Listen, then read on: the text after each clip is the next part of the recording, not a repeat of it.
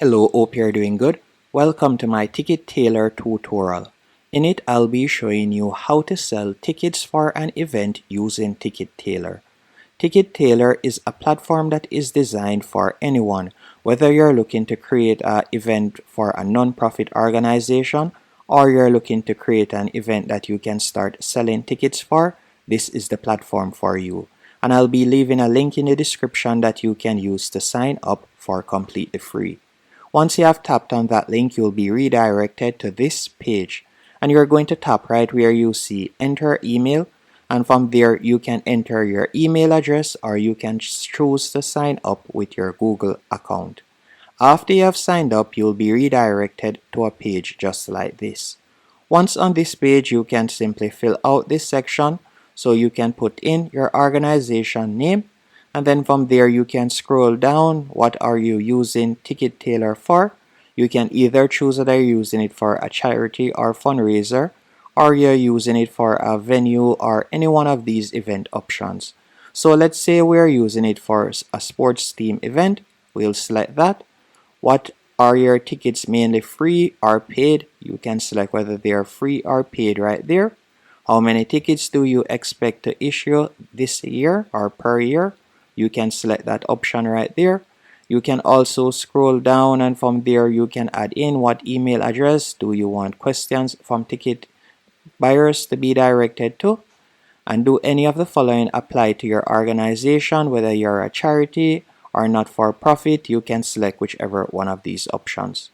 Once you're finished, you're going to tap on I agree. Then you're going to tap on create box office. After selecting Create Box Office, you will be redirected to your TicketTailor dashboard. On the dashboard, you'll now be able to create your first event. So you can tap on Add a New Event right here. After you have tapped on Add a New Event, you can fill in the event name. So for example, let's say I were to fill in the event name right there. You can choose when the event will start. So let's say the 5th of November, and it will begin at 6 p.m. and it will end at 10:30 p.m. You can also scroll down, and if this is a recurring event, you can select recurring right there. Once you have done that, you can put in the venue name.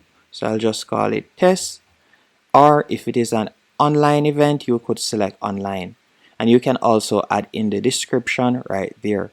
After doing that, you can upload your thumbnail image, so you could tap on upload right there, and you could upload an image for the event. So you could upload a poster right there. Then you can scroll down. After scrolling down, you can see create ticket types. So you can either choose to add a new ticket type, or you can choose to add a new bundle.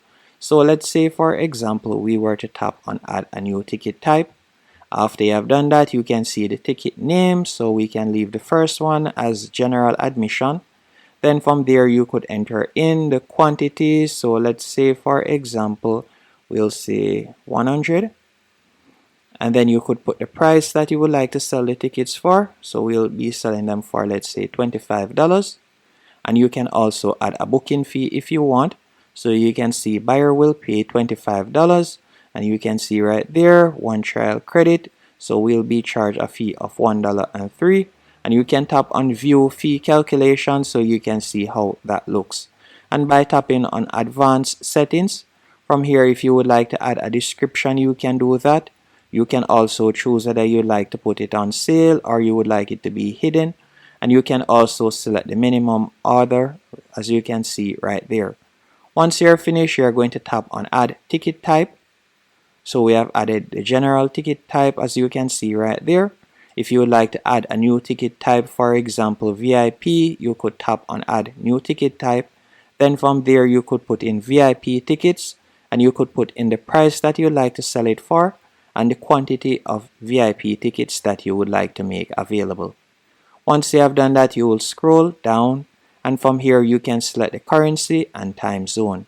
And if you would like to allow customers to make a donation, you can simply tick this box. You can also tap on advanced settings, and from there you could customize the text, and you can also see other features that you can quickly customize. Once everything is to your liking, you're going to tap on Save Event at the bottom of the page. After tapping on Save Event, From here, you'll be able to set up the payment methods. So you can enable Stripe, so you can tap on enable online payments, or you could tap on more options and you can enable PayPal and other options. So you can set up the different payment methods that you would like to offer right there. And this is the section where you'll be able to monitor the sales. So you'll be able to see the days countdown, you'll see how many tickets have been issued, and also your revenue. What I want you to do next after setting this up is to collect your link. To get the link so that you can promote your event, you'll tap on promote. After selecting promote, this is where you can tap on event link and you'll be able to copy the link and share it. So you could tap on test link right there to test the link and you can see how it looks. You can also select website embed code and you could copy the code and embed it on your website. You can also select discount codes and you could create a discount code as you can see right there. Once you're finished doing that, you can tap on products and this is where you'll be able to add products, for example merch or services that you would like to add also on the ticket. You could tap on add new product and you can do that.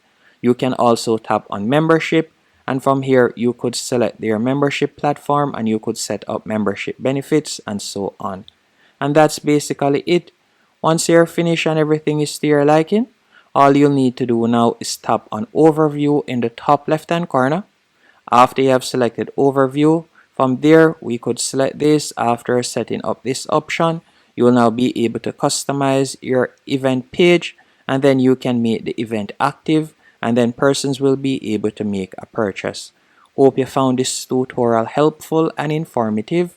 If you did, be sure to hit the like button and subscribe.